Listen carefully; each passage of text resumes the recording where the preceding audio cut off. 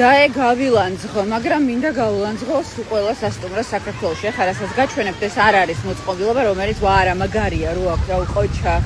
არა, ეს არის მოწყობილობა, რომელიც აი ისევე უნდა იყოს, როგორც წყალს რომ მოითხოვ ბარში და გაგიკვირდება, რომ ბარში წყალი ისევე უნდა არსებობდეს, აი ესეთი ეტლის შშმ პირებისთვის, რომ იგრძნონ თავი ჩვეულებრივ საზოგადოების წევრად, რომელიც არიან და ეკუთვნით. აი მოვიდა ადამიანი აუზეთ, ეტლით დაჯდება აქ და მარტივად შეუძლია რომ ის სიამოვნოს და წყალში გაგრილდეს.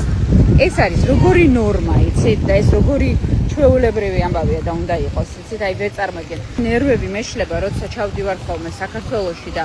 როგორი ფოე სასტუმროც არ უნდა იყოს, ხო არა აქვს ესეთი არაფერი და თუ აქვს უნდათ გამლანძღეთ, ძალიან გამიხარდებათ უცდები. ეს ის შემთხვევა, როცა გამიხარდებათ უცდები და ისედაც ქალაქში ჩვეულებრივი ბავშვის ეტლით ვერ გადაადგილდები და ძალიან ხშირად გონიათ რომ ვერ ვხედავთ ქუჩაში შშმ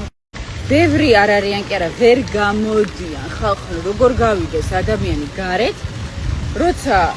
ქუჩაში